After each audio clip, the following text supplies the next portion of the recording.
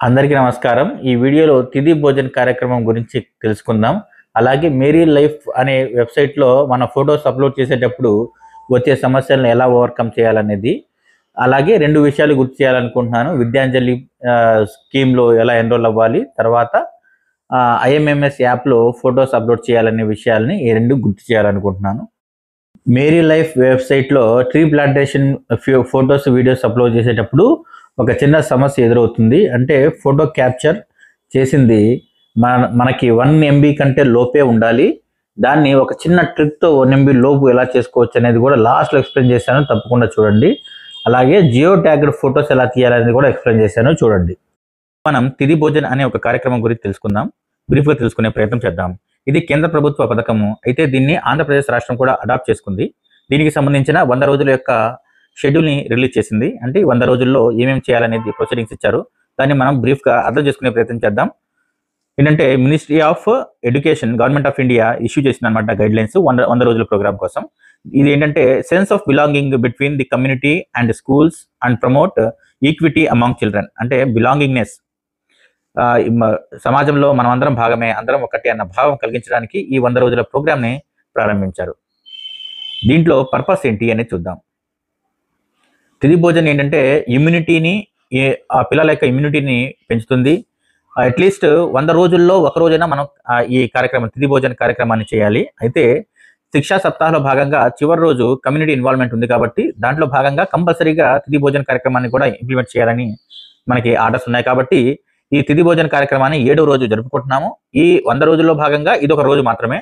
అయితే ఇంకా చాలా రోజులు మనం ఈ కార్యక్రమాన్ని చేసుకోవచ్చు. ఆర్గనైజ్ తిథి భోజన్ ఎలా ఆర్గనైజ్ చేసుకోవాలి అనేది, దీన్ని ఫేమస్ పర్సనాలిటీస్, ఫ్రీడమ్ ఫైటర్స్, గొప్ప గొప్ప వ్యక్తులు, స్థానిక గొప్ప నాయకుల యొక్క పుట్టినరోజులు, వర్ధంతులకి గుర్తుగా మనం ఎవరైనా డోనార్స్ని ఐడెంటిఫై చేసి వాళ్ళని పిఎం పోషన్ APGOV.in అనే వెబ్సైట్లో ఎన్రోల్ చేసుకుని మనం ఈ తిథి భోజన్ లేదా సుబ్దిన్ భోజన్ అనే కార్యక్రమాన్ని మనం చేస్తాం అనమాట.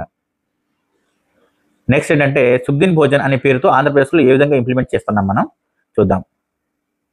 ఇదేంటంటే మన రాష్ట్రంలో సుబ్దిన్ భోజన్ అంటున్నాము. సేమ్ సెంట్రల్ గవర్నమెంట్లో ఎలాగో మన రాష్ట్రంలో కూడా 100 రోజుల ప్రోగ్రామ్ ఇది. దీనికి సంబంధించిన గైడ్లైన్స్ ఒకసారి చూద్దాం.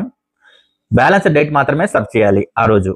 ఫ్రెష్గా కుక్ చేసిన ఫుడ్ని, మంచి పోషక విలువలు ఉన్న ఆహారాన్ని, బియ్యము లేదా గోధుమలతో తయారైన మంచి బలవర్ధకమైన ఆహారం మాత్రమే ఆ రోజు సర్వ్ చేయాలి.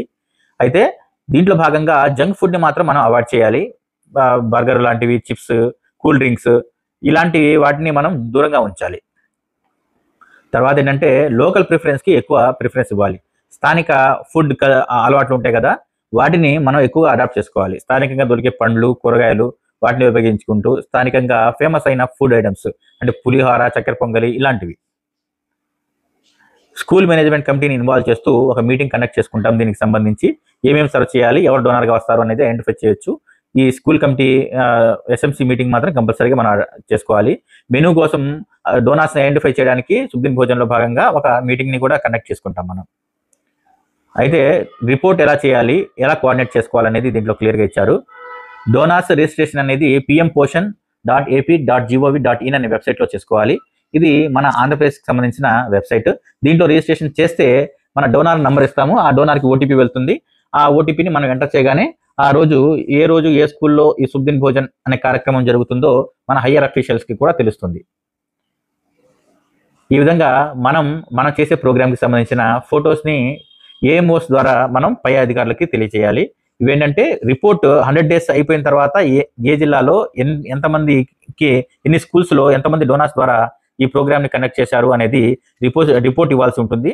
కాబట్టి అందరూ ఈ సుబ్దిన్ భోజన్ కార్యక్రమానికి సంబంధించిన వీడియోస్, ఫొటోస్ అన్ని కూడా జాగ్రత్తగా ఉంచుకోవాలి. ఉన్నతాధికారులు అడిగినప్పుడు మనం తప్పనిసరిగా సబ్మిట్ చేయాలి. ఇప్పుడు శిక్షా సప్తాహలో భాగంగా 6వ రోజు ఫొటోస్ అప్లోడ్ చేసే సైట్ మేరీ లైఫ్ సైట్. ఈ సైట్లో అప్లోడ్ చేసేటప్పుడు మనకి కొన్ని సమస్యలు ఎదురవుతున్నాయి. మెయిన్గా ఏంటంటే ఫోటో 1 MB కంటే లోపు ఉండాలి. జియో ట్యాగ్డ్ ఫొటోస్ అప్లోడ్ చేయాలి. దానికి ఒక చిన్న ట్రిక్ చెప్తాను, చూడండి. స్క్రీన్ పైన కనిపిస్తుంది కదా, ఇది 6 MB ఉన్న ఒక ఫోటో, నా ఫోన్ నుంచి క్యాప్చర్ చేసిన ఫోటో. ఇలా నా వాట్సాప్కి ఇదే ఫోటోని పంపిస్తాను. పంపించిన తర్వాత పైన 3 డాట్స్ కనిపిస్తాయి, దాన్ని క్లిక్ చేస్తే సేవ్ బటన్ కనిపిస్తుంది, దాన్ని సేవ్ చేసుకోవాలి. ఇప్పుడు కెమెరాతో తీసిన ఫోటో ఉంటుంది, వాట్సాప్ నుంచి వచ్చిన ఫోటో ఉంటుంది. రెండింటి రిజల్యూషన్స్ డిఫరెంట్గా ఉంటాయి. చూడండి, లెఫ్ట్ సైడ్ చూడండి 6 MB ఉంది సైజు, రైట్ సైడ్ చూస్తే 520 KB మాత్రమే ఉంది. అంటే రైట్ సైడ్ ఉన్నది వాట్సాప్ నుంచి మనం సేవ్ చేసుకుంది, లెఫ్ట్ సైడ్ మాత్రం కెమెరా నుంచి మనం తీసిన ఫోటో. క్వాలిటీ మాత్రం ఏమాత్రం తగ్గదు, అయినా కూడా దాని సైజ్ తగ్గడం వల్ల, రిజల్యూషన్ తగ్గడం వల్ల సైజ్ తగ్గుతుంది అనమాట. అదేవిధంగా జియో టాక్తో ఉన్న ఫొటోస్ని ఎలా తీయాలంటే, GPS మ్యాప్ కెమెరా అనే ఒక కెమెరా ఉంటుంది. ఆ కెమెరా యాప్ని డౌన్లోడ్ చేసుకున్న తర్వాత దాంట్లో ఫోటోలు తీస్తే ఆటోమేటిక్గా జియో ట్యాగింగ్ అనేది మన ఫోటోకి ఆటోమేటిక్గా లొకేషన్, అడ్రస్తో పాటు అన్నీ వచ్చేస్తాయి. అలా ఫోటో తీసుకున్న తర్వాత ఒకవేళ 1 MB కంటే ఎక్కువ ఉంటే, ఇందాక నేను చెప్పాను కదా వాట్సాప్ ద్వారా సేవ్ చేసుకోవడం అని, అలా సేవ్ చేసుకుంటే ఆటోమేటిక్గా 1 MB కంటే తగ్గిపోతుంది.